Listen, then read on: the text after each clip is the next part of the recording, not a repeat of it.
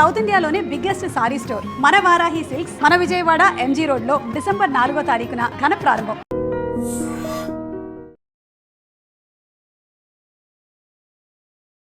Welcome to I dream. నేను Udayasri. Present మనతో ఉన్నారు motivational speaker, family counsellor and public speaker Rajini Rama గారు. షాపూర్ నగర్లోని పూర్ణిమ స్కూల్లో ఒక నర్సరీ చదువుతోన్న పాపని ఆయా చాలా దారుణంగా కొట్టింది. ఇప్పుడు ఈ వీడియో సోషల్ మీడియాలో వైరల్ అవుతుంది. ఇదే ఇవాళ మన టాపిక్. దీని గురించి మాట్లాడదాం. నమస్తే అమ్మ, వెల్కమ్ టు అవర్ స్టూడియో. నమస్తే ఉదయ, థ్యాంక్ యూ. అమ్మ, ఎంత బాధ అనిపిస్తుంది, ఆ వీడియో చూడలేకపోతూ ఉన్నాము. అసలు స్కూల్స్లలో ఆయా అంటే పెద్దమ్మ, మీనింగ్ ఆయా అంటే పెద్దమ్మ, అమ్మ తర్వాత ఇంకా తనే చూసుకుంటది అని మనం ఇప్పటి నుంచి కాదు ఎప్పటి నుంచో ఆయాలు స్కూళ్ళల్లో చేస్తూ ఉన్నారు. అమ్మలాగా ట్రీట్ చేసేవాళ్ళు. అసలు ఆ చిన్నపిల్లల్ని కొట్టాలంటే కూడా మనసు రాదు. కానీ ఆవిడ కొట్టిన విధానం చూస్తుంటే ఆ వీడియో చూడలేకపోతున్నా. అసలు ఆమె మనిషా ఆడదా అన్నట్టుగా అనిపించింది. అసలు చాలా దారుణమైన సంఘటన.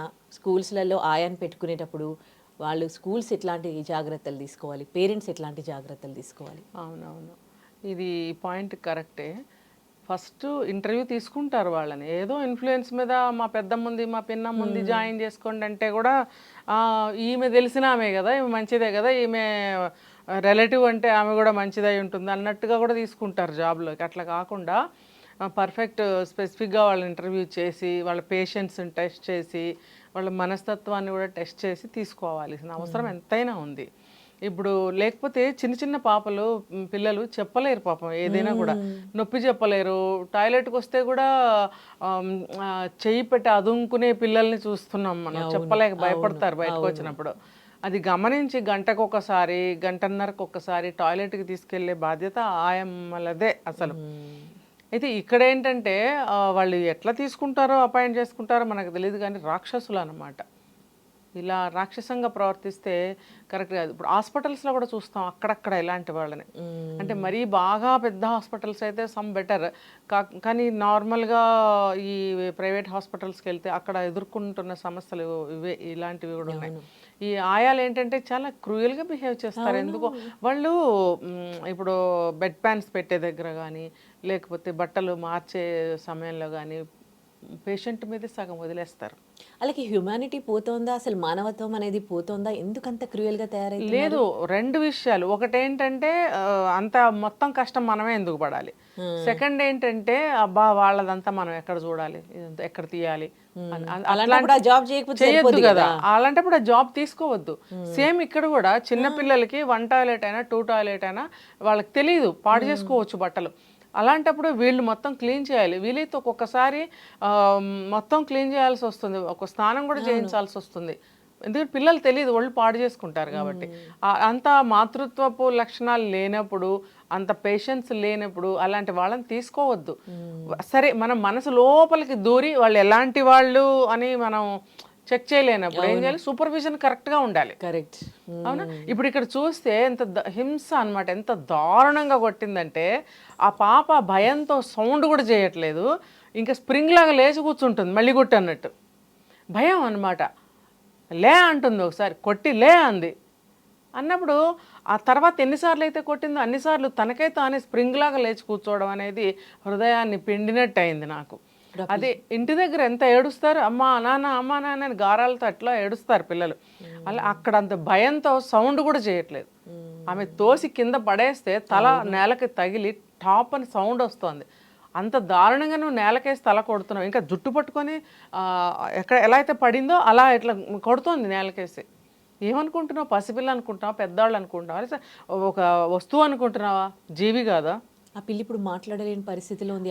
హాస్పిటలైజ్డ్, సిక్ అయింది, చిన్న పాప, తినట్లేదంట కదా. ఏమి ఇప్పుడు ఇంట్లో వాళ్ళు కూడా ఏంటి పాప ఇలా ఉందని ప్రతిరోజు చెక్ చేసుకోవాలి. ఆయాల మీద వదిలే వాళ్ళు, తల్లిదండ్రులు కూడా బాగానే చూసుకుంటున్నారు, తప్పు పట్టలేము. కానీ చంటి పిల్లల్ని ఎక్కడన్నా కొన్ని ఇలాంటివి జరుగుతున్నాయి. మరి ఆ తల్లి లక్షణాలు ఎలా ఉన్నాయో మనం గమనించుకోవచ్చు. ముఖ్యంగా ఆయాల్ని పెట్టుకునే వాళ్ళు, పేరెంట్స్ కూడా చాలా జాగ్రత్తగా ఉండాలి. ఇంట్లో కూడా ఇలాంటి వాళ్ళని కేర్ టేకర్స్ పెట్టి జాబ్స్కి వెళ్తుంటే మనం చూసాం కొన్ని సీసీ కెమెరాస్ లో పాపల్ని కొట్టడం, ఇలా ఎత్తి పట్టుకుని కింద పడేయడము, జుట్టు పట్టుకుని లాగడం, ఇలాంటివి మనం చూసాం కొన్ని. ఇది ఇంకా దారుణం. దున్నపోతులాగా ఉంది, ఇంతలావుగా పెద్ద వయసు ఆమె. ఆ చిన్న పాపను కొట్టడానికి అసలు మనసు ఎలా వచ్చింది? తను కూడా తల్లి అయి ఉంటుంది కదా, అంత వయసు స్త్రీ, అదే కదా, చిన్న ఆమె కూడా కాదు. అదే కదా. పోనీ తన life పిల్లల్ని ఎట్లా పెంచిండొచ్చు కదా. అంటే ఒక రాక్షస ఆడదైనా ప్రవృత్తి ఉంటుంది వీళ్ళకి. ఆ. అది ఇంకొకటి ఇంట్లో జరిగే గొడవలు, తర్వాత వాళ్ళ పిల్లలకి ఏదైతే జరగదో ఇంటి దగ్గర, ఇక్కడ పిల్లలకి ఏంటి అంత బాగా మనీ కట్టి స్కూల్స్లో జాయిన్ చేసి చదివిస్తూ వాళ్ళకి కడగడం తుడవటం దగ్గర నుంచి మాలాంటి మనుషుల్ని పెట్టుకుని చేయిస్తారు. మా పిల్లలకి ఇంటి దగ్గర ఎట్లా ఉన్నారో, మా పిల్లకి జ్వరం వచ్చింది విడిచిపెట్టి నేను స్కూల్కి వచ్చాను, ఇక్కడ వీళ్ళకి ఎన్ని అడుగుతున్నాను, నా పిల్ల పరిస్థితి ఎట్లా ఉందో, అసలు ఇలాంటి ఆలోచనలు ఏమైనా వస్తే కూడా పైశాచికంగా బిహేవ్ చేస్తారు. నెంబర్ 2, ఈ సెల్ ఫోన్ మొబైల్స్, వాళ్ళు ఆ ఒక్క నిమిషం ఖాళీ దొరికితే వెంటనే సెల్ ఫోన్ ఓపెన్ చేస్తున్నారు. ఇప్పుడు ఎవరైనా చూడండి, హాఫ్ మినిట్ టైం దొరికితే చాలు మొబైల్ ఓపెన్ చేసేస్తున్నారు. అది అంత ఏమంటారంటే ఒక పిచ్చిలాగా అయిపోయింది వాళ్ళకి. ఎప్పుడెప్పుడు ఆ ఫోన్ ఓపెన్ చేద్దాం, అది ఒక ఇది అలవాటైపోయింది, బాగా పిచ్చి అయిపోయింది. ఆ ఫోన్ ఉన్మాదం కూడా వీళ్ళకి ప్రజెంట్ వర్క్లో కాన్సన్ట్రేట్ కానీ లేకపోతే ఓపిక్గా కానీ పనిచేసే స్థితి ఉండటం లేదు. రీజన్స్ చాలా ఉంటాయి, మనం ఇప్పుడు కొన్నే చెప్పాం. కాబట్టి సూపర్విజన్ అనేది బాగా స్ట్రాంగ్గా ఉండాలి. ముఖ్యంగా చిన్న పిల్లలు, నోరులేని పిల్లలు వీళ్ళు.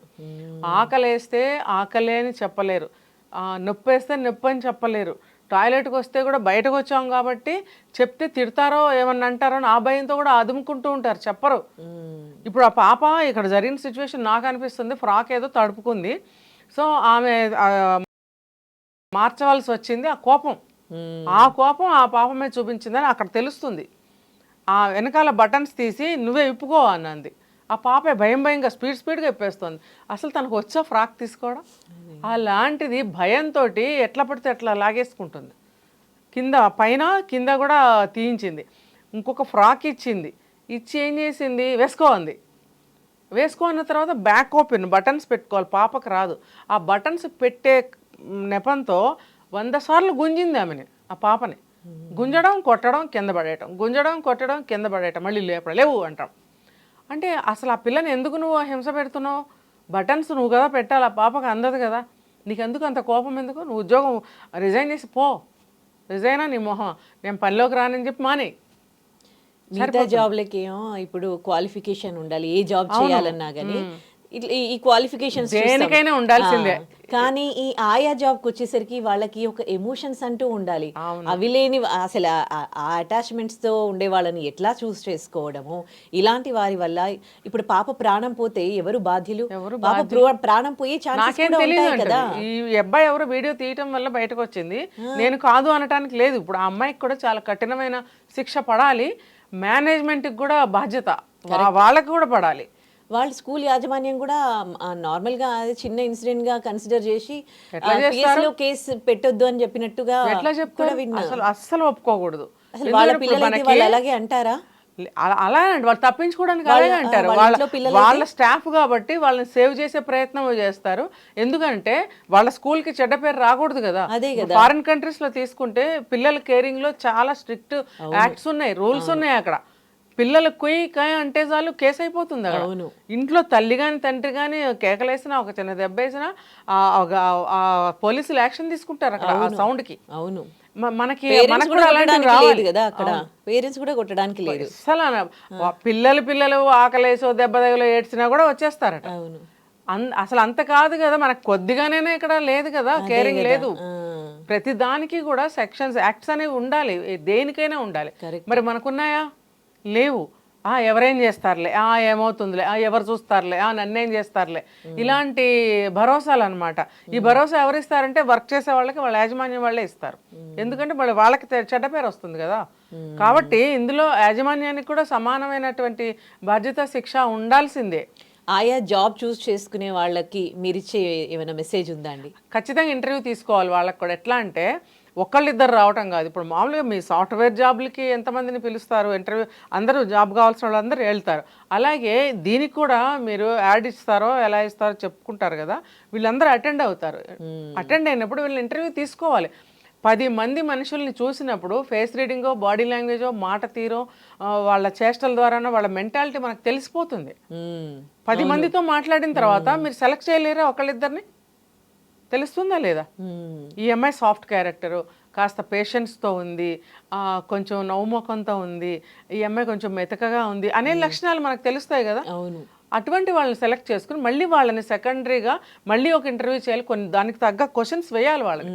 ఇలా అయితే నువ్వేం చేస్తావు, ఇలా జరిగితే నీ ప్రవర్తన ఎలా ఉంటుంది అని చెప్పి ఇంటర్వ్యూ చేయాలి. తర్వాత అగ్రిమెంట్ పేపర్స్ మీద సైన్ కూడా చేయించుకోవాలి. ఏ జాబ్కైనా ఉందా లేదా ఉదయ? అవును.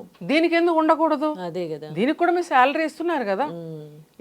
ఎక్కడ ఏ చిన్న మన జాబ్కి వర్క్కి వెళ్ళినా అగ్రిమెంట్ ఉంటుందా లేదా?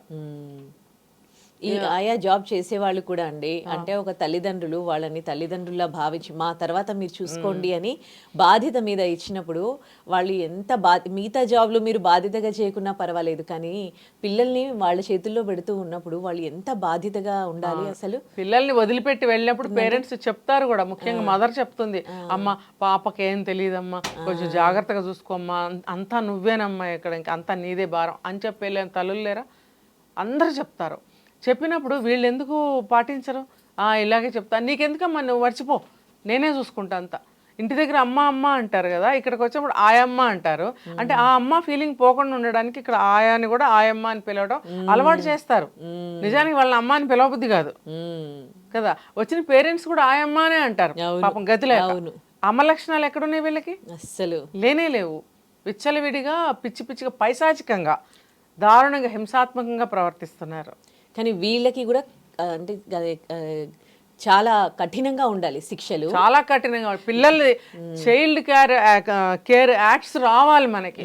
అవి ఎందుకు లేవో నాకు ఇప్పటికీ అర్థం కావట్లేదు. ఓకే, ఏదేమైనా ఇలాంటి ఇన్సిడెంట్స్ అయితే మళ్ళీ రిపీట్ కావద్దని కోరుకుందాం. యాజమాన్యానికి వాళ్ళకి కూడా, వాళ్ళ మీద కూడా కేసు పెట్టాలి.